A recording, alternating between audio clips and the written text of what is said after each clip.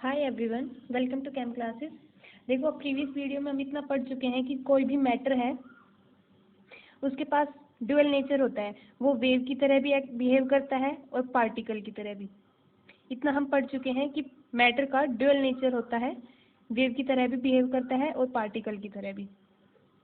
और मेनली किसका होता है? ये माइक्रोस्कोपिक मैटर होता सभी में है, बट जो मैक्रोस्कोपिक पार्टिकल है उनमें जो वेवलेंथ है हम वो उसको मेजर नहीं कर सकते, वो बहुत ज़्यादा छोटी वैल्यू होती है उस वेवलेंथ की। तो मेनली ये माइक्रोस्कोपिक पार्टिकल्स पे एक्ट करता है, लाइक इलेक्ट्रॉन्स। इलेक्ट्रॉन पे ये एक्ट करता है कि जो इलेक्ट्रॉन्स है उनके पास ड्यूअल नेचर होता है, वेव नेचर भी और पार्टिकल नेचर भी। ड्यूअल नेचर का मतलब कि वेव की तरह भी एक्ट करेंगे, पार्टिकल की तरह भी। तो डी ब्रोगली ने जो किसी भी इलेक्ट्रॉन की वेवलेंथ को ऐसे डिफाइन किया था कि जो माइक्रोस्कोपिक पार्टिकल है, मूविंग माइक्रोस्कोपिक पार्टिकल, उसकी जो वेवलेंथ होती है it is equal to h by p, where p is the momentum of that particle. We can also write lambda is equal to h upon mv. जहाँ पे momentum होता है mass into velocity, तो यहाँ पे p को हम mv लिख सकते हैं। m है mass of that particle, v है velocity of that particle, h is Planck's constant और लैम्बडा उस पार्टिकल की वेवलेंथ। मतलब मैटर है वो पार्टिकल की तरह भी बिहेव कर रहा है और वेव की तरह भी बिहेव कर रहा है। इतना हम प्रीवियस वीडियो में पढ़ चुके हैं। आज हम पढ़ेंगे हेज़नबर्ग अनसर्टेनिटी प्रिंसिपल।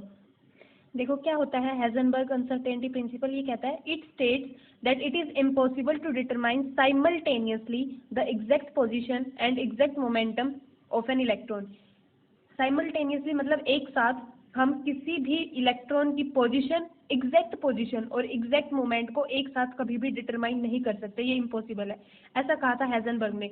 देखो हम पोजीशन को, इलेक्ट्रॉन है मूव कर रहे हैं न्यूक्लियस के चारों ओर, उसकी पोजीशन को रिप्रेजेंट कर रहे हैं एक्स से, मोमेंटम को रिप्रेजेंट कर रहे हैं पी से। ये हो गया मोमेंटम और ये पोजीशन। तो अगर हमने किसी इलेक्ट्रॉन की पोजीशन को 100% एक्यूरेसी के साथ मेजर कर लिया कि इस पर्टिकुलर टाइम पे ये इलेक्ट्रॉन इस पोजीशन पे है, मतलब पोजीशन को 100% एक्यूरेसी के साथ डिटरमाइन कर लिया, तो उसका जो मोमेंटम है उसको हम कभी डिटरमाइन नहीं कर सकते। अगर इसमें 100% एक्यूरेसी है तो ये कभी डिटरमाइन नहीं कर सकते। एंड वाइस वर्सा कि अगर हमने मोमेंटम को 100% एक्यूरेसी के साथ डिटरमाइन कर लिया, किसी भी पर्टिकुलर टाइम पे मोमेंटम को 100% एक्यूरेसी से डिटरमाइन कर लिया, तो उसकी पोजीशन को कभी डिटरमाइन नहीं कर सकते। मतलब कि किसी भी इलेक्ट्रॉन की एग्जैक्ट पोजीशन और एग्जैक्ट मोमेंटम को हम एक साथ कभी डिटरमाइन नहीं कर सकते। देखो डेल्टा एक्स अगर रिप्रेजेंट करता है अनसर्टेनिटी इन पोजीशन, अनसर्टेनिटी या फिर ये कहे एरर, हमेशा कुछ ना कुछ एरर होती है, कुछ ना कुछ अनसर्टेनिटी होती है। Error in position it is represented by delta x and delta p uncertainty in momentum, या फिर कहें एरर, एरर इन मोमेंटम। तो मैथमेटिकली हम हेज़नबर्ग अनसर्टेनिटी प्रिंसिपल को ऐसे रिप्रेजेंट करेंगे, uncertainty in position and uncertainty in momentum, इनके product को it is always greater than और equal to h by 4 pi. ये है mathematical representation of Heisenberg uncertainty principle. Delta x dot delta p, इन दोनों में एरर मतलब error in position, error in momentum, ये हमेशा ग्रेटर देन या फिर इक्वल टू होता है h बाय 2 पाई के। ये है मैथमेटिकल रिप्रेजेंटेशन इसकी। इसको हम ऐसे भी लिख सकते हैं, देखो मोमेंटम को हम लिख सकते हैं मास इंटू वेलोसिटी। तो मास तो सब चीज़ों का फिक्स होता है हमेशा, मास कभी चेंज नहीं करता। तो डेल्टा पी यानी एरर इन मोमेंटम क्या होगा? Error in velocity, mass into error in velocity. तो इसको हम ऐसे भी लिख सकते हैं, delta x dot mass delta v is greater than equal to h by 4 pi. तो ये हो जाएगा delta x dot delta v is greater than equal to h by 4 pi m। ऐसे भी रिप्रेजेंट कर सकते हैं और ऐसे भी कर सकते हैं। तो मतलब हम मोमेंटम की जगह वेलोसिटी भी यूज कर सकते हैं। देखो अब हम इस फॉर्मूला से इस बात को हम कैसे डिफाइन करेंगे। अगर डेल्टा एक्स की वैल्यू है 0, डेल्टा एक्स की वैल्यू 0 है मतलब एरर इन पोजीशन 0 है। इसका मतलब क्या है? Position is measured with 100% accuracy. ये क्या कहता है? अगर डेल्टा एक्स 0 है मतलब कि एरर पोजीशन में 0 है, इसका मतलब क्या, position is measured with 100% accuracy, तो उस केस में जो मोमेंटम है it will have infinite uncertainty, तो इसकी जो एरर है ये इनफाइनाइट हो जाएगी अगर ये 0 करेंगे हम। देखो इसमें रख के देखते हैं, डेल्टा एक्स यानी 0, एक बार लिख लेते हैं, delta x dot delta p greater than equal to h by 4 pi, यहाँ से डेल्टा पी क्या आ जाएगा, डेल्टा पी होगा greater than equal to h by 4 pi delta x. तो डेल्टा एक्स की वैल्यू 0 है, यानी एरर इन पोजीशन 0 है, हमने पोजीशन को 100% एक्यूरेसी से मेजर किया है, तो it will be greater than H by 0। X की वैल्यू 0 रख के सारा 0 हो जाएगा, यानी समथिंग बाय 0 मतलब infinity, it means error in position, sorry error in momentum will be infinite. ऐसे ही हम अगर डेल्टा पी 0 है मतलब कि मोमेंटम को 100% एक्यूरेसी से मेजर कर ले, तो जो पोजीशन है it will have infinite uncertainty. अगर यहाँ पे हम ऐसे करें, डेल्टा एक्स हो जाएगा h by 4 pi delta p, और डेल्टा पी की वैल्यू 0 है, then delta x will tends to infinity. तो दोनों को एक साथ 100% एक्यूरेसी से मेजर नहीं कर सकते। अगर एक को हमने 100% एक्यूरेसी से मेजर कर लिया तो दूसरे की जो अनसर्टेनिटी है वो इनफाइनाइट हो जाएगी, उसको कभी मेजर ही नहीं कर सकते। तो यही था हेजनबर्ग अनसर्टेनिटी प्रिंसिपल। इसने कहा था it is impossible to determine simultaneously, मतलब एक साथ, it is impossible to determine simultaneously the exact position and exact momentum of an electron. आगे है सिग्निफिकेंस ऑफ अनसर्टेनिटी प्रिंसिपल। इसमें क्या है, देखो बोहर ने ये कहा था कि न्यूक्लियस है, न्यूक्लियस के चारों ओर इलेक्ट्रॉन फिक्स पाथ में रिवॉल्व करते हैं, फिक्स पाथ होते हैं उनमें रिवॉल्व करते हैं इलेक्ट्रॉन। लेकिन क्या है, according to uncertainty principle, this principle rules out the existence of definite paths of electron. इसने मना कर दिया कि ऐसा कोई डेफिनेट पाथ होते ही नहीं है इलेक्ट्रॉन जिनमें रिवॉल्व करते हैं। क्यों? क्योंकि देखो इसने कहा था कि हम इलेक्ट्रॉन की एग्जैक्ट पोजीशन और एग्जैक्ट मोमेंटम को एक साथ डिटरमाइन नहीं कर सकते। अब किसी भी सब्सटेंस की, किसी भी ऑब्जेक्ट ने कौन सा पाथ ट्रेवल किया है, क्या उसकी ट्रेजेक्ट्री है, ये डिपेंड करता है कि किसी पर्टिकुलर टाइम पे उसकी क्या पोजीशन है, हमें उसकी पोजीशन पता हो और उसका मोमेंटम पता हो, या फिर कहीं वो वेलोसिटी पता हो कि किस वेलोसिटी से मूव कर रहा है, तो हम उसका पाथ या फिर उसकी जो ट्रेजेक्ट्री है जो भी उसने कवर किया हम वो बता सकते हैं। लेकिन अनसर्टेनिटी प्रिंसिपल के अकॉर्डिंग हम इन दोनों को हम एक साथ साइमल्टेनियसली बिल्कुल एग्जैक्ट मेजर ही नहीं कर सकते, इनमें एरर्स होती हैं। एग्जैक्ट पोजीशन और एग्जैक्ट मोमेंटम को हम मेजर नहीं कर सकते, तो हम इनको जो फिक्स पाथ है उसको भी डिफाइन नहीं कर सकते कि इलेक्ट्रॉन से ऐसा कोई फिक्स पाथ भी होता है।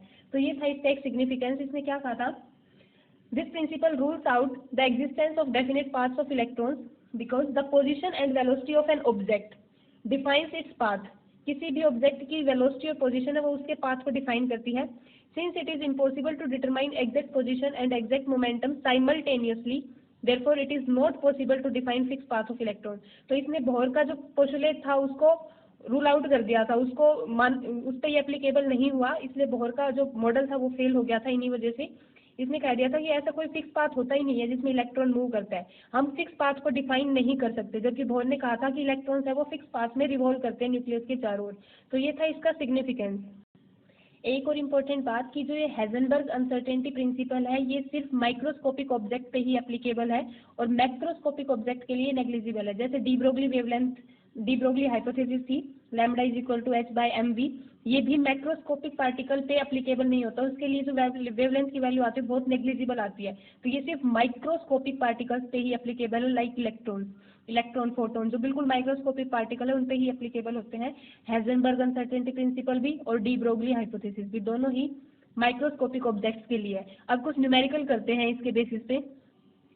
देखो न्यूमेरिकल है, an electron is moving in an orbit with in a distance of 5.2 nanometre. एक 5.2 नैनोमीटर की डिस्टेंस के अंदर मूव कर रहा है, मतलब कि एग्जैक्ट पोजीशन नहीं पता, एक डिस्टेंस है, एक रेंज गिवन है कि उसके अंदर मूव कर रहा है। तो मतलब क्या है कि हम सिर्फ प्रोबेबिलिटी बता सकते हैं। अनसर्टेनिटी प्रिंसिपल क्या कहता है कि हम सिर्फ प्रोबेबिलिटी बता सकते हैं कि क्या कहाँ पोजीशन हो सकती है उस इलेक्ट्रॉन की, हम एग्जैक्ट पोजीशन नहीं बता सकते, हम प्रोबेबिलिटी में बात करते हैं। तो यही कहा है कि एक डिस्टेंस है 5.2 नैनोमीटर, उसके अंदर मूव कर रहा है, तो उसकी वेलोसिटी की अनसर्टेनिटी निकालनी है, यानी हमें डेल्टा एक्स गिवन है 5.2 नैनोमीटर, यानी 5.2 इंटू 10⁻⁻⁹ मीटर, और हमें निकालनी है uncertainty in velocity, delta we की वैल्यू निकालनी है।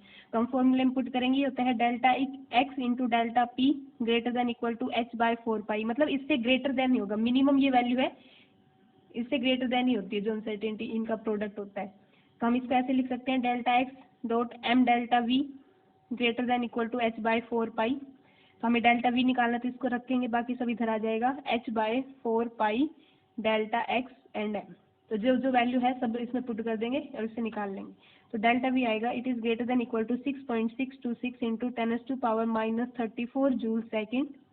प्लैंक्स कांस्टेंट की वैल्यू 4 इंटू 3.14 पाई की value, delta X 5.2 into 10⁻⁻9 metre, और मास ऑफ इलेक्ट्रॉन एम रखेंगे मास ऑफ इलेक्ट्रॉन क्योंकि इलेक्ट्रॉन है तो ये जाएगा 9.1 इंटू 10⁻⁻31 किलोग्राम। ये हो जाएगा। जब इनको सबको कट करेंगे तो जो आंसर है वो मीटर पर सेकंड में आएगा। सारी स्टैंडर्ड यूनिट है तो वेलोसिटी की भी स्टैंडर्ड यूनिट में ये आंसर आएगा मीटर पर सेकंड में। तो हम इसको करेंगे, ये आ जाएगा, इसको इनको एक तरफ लिख लेते हैं 6.626 divide by 4 multiply 3.14 multiply 5.2 multiply 9.1, ये एक तरफ लिखा और 10 की पावर एक तरफ कर सकते हैं -34, 9 ऊपर जाएगा प्लस का हो जाएगा, 31 भी प्लस का हो जाएगा, मीटर पर सेकेंड में वैल्यू आ जाएगी। जब हम इसको सोल्व करेंगे इस पूरे का तो आंसर आएगा 0.0114 इंटू 10⁻, ये हो जाएगा 40 - 34 यानी 6 मीटर पर सेकेंड। ये हो गया। तो इसको हम ऐसे लिख सकते हैं 1.14 इंटू 10⁻, हम इधर गए हैं 2 डिजिट तो ये हो जाएगा 10⁴ मीटर पर सेकेंड। तो ये आ गया uncertainty in velocity greater than, मतलब कि मिनिमम इतनी होगी अनसर्टेनिटी, वरना इससे ज़्यादा ही होगी। ये मिनिमम वैल्यूज होती है, जो आंसर आएगा वो मिनिमम वैल्यू होती है। तो ये आ गया अनसर्टेनिटी इन वेलोसिटी। तो हम इस तरह वैल्यूज पुट करके निकाल सकते हैं। जब हम मैक्रोस्कोपिक ऑब्जेक्ट्स की बात करते हैं तो उनमें जब वैल्यू पुट करते हैं तो जो वैल्यूज आती है अनसर्टेनिटी की वो बहुत ज़्यादा कम आती है। अनसर्टेनिटी की जो वैल्यू बहुत ज़्यादा कम आती है तो उसको हम नेग्लेक्ट करके चलते हैं। तो हम ये सिर्फ माइक्रोस्कोपिक ऑब्जेक्ट्स के लिए डिटरमाइन करते हैं। तो इस तरह के न्यूमेरिकल आते हैं इस टॉपिक के बेसिस पे। तो आई होप आपको ये क्लियर हो गया होगा। आज के लिए इतना ही। Thank you so much for watching.